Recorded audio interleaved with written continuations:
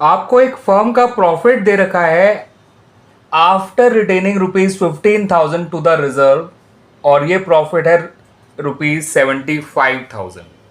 यानी जो प्रॉफिट है फर्म का वो 15,000 रिजर्व में रिटेन करने के बाद 75,000 है। यानी फर्म ने जो टोटल प्रॉफिट अर्न किया होगा वो होगा ₹90,000। ठीक है बच्चों, क्योंकि 15,000 रिजर्व में डालने के बाद अगर 75,000 है तो रिजर्व में डालने से पहले प्रॉफिट कितना था? ₹90,000। फिर आपको आगे बता रखा है कि फर्म की जो टोटल टेंजिबल एसेट्स हैं वो है ₹10 लाख, और उसकी जो आउटसाइड लायबिलिटीज हैं वो है ₹3 लाख। ठीक है बच्चों, इनकी हेल्प से आपकी जो नेट टेंजिबल एसेट आ जाएगी वो आ जाएगी ₹7 लाख, जिसे आप नेट एसेट या नेट टेंजिबल एसेट या फिर आप कैपिटल एम्प्लॉयड भी कह सकते हैं। ठीक है बच्चों, ये है ₹7 लाख। आपको value of goodwill of the firm दे रखी है as per capitalization method, capitalization of average profit method के अकॉर्डिंग आपको value of the goodwill of the firm दे रखी है, जो कि है ₹50,000। ठीक है बच्चों, ये वो क्वेश्चन है जहां पर आपको गुडविल ऑफ द फर्म पहले से ही निकाल के दे रखी है, और ये भी बता रखा है इसको किस मेथड से निकाला गया है, capitalization of average profit method से। अब इतनी इंफॉर्मेशन जो आपको क्वेश्चन में दे रखी है उनकी हेल्प से आपको बताना है कि नॉर्मल रेट ऑफ रिटर्न कितना होगा इस पर्टिकुलर क्वेश्चन में। ठीक है बच्चों, नॉर्मल रेट ऑफ रिटर्न या यूजुअल रेट ऑफ रिटर्न कितना है, इतनी इंफॉर्मेशन के बेसिस पे ये आपको फाइंड आउट करना है। आपको 4 ऑप्शंस दे रखे हैं। ऑप्शन ए में 10% का है, ऑप्शन बी में 5% का है, ऑप्शन सी में 12% का है, और ऑप्शन डी में 8% का है। ठीक है बच्चों, देखते हैं इनमें से कौन सा परसेंट सही है।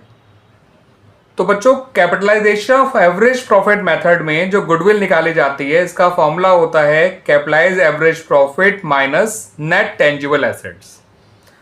तो नेट टेंजिबल एसेट या नेट एसेट तो आपको पता है बच्चों कितनी है, ₹7 लाख।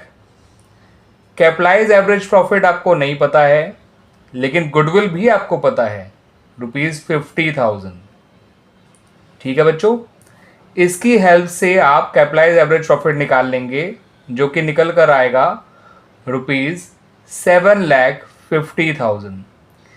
ये वहां जाके प्लस हो जाएगा, तो कैपिटलाइज एवरेज प्रॉफिट आपको मिल गया बच्चों ₹7,50,000। अब कैपिटलाइज एवरेज प्रॉफिट निकालने का खुद का फॉर्मूला क्या होता है वो भी समझ लीजिए। कैपिटलाइज एवरेज प्रॉफिट को निकालने का फॉर्मूला होता है average profit into 100 by normal rate. आपको जो गिवन ईयर्स प्रॉफिट दे रखा है उसी को आप एवरेज प्रॉफिट लीजिए बच्चों। तो एवरेज प्रॉफिट है 90,000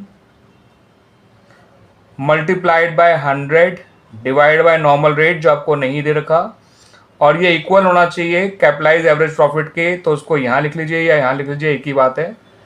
ये आपको दे रखा है 7,50,000, दे नहीं रखा बल्कि हमने पहले पिछले स्टेप से निकाला है। ठीक है बच्चों, इतनी बात क्लियर हो गई।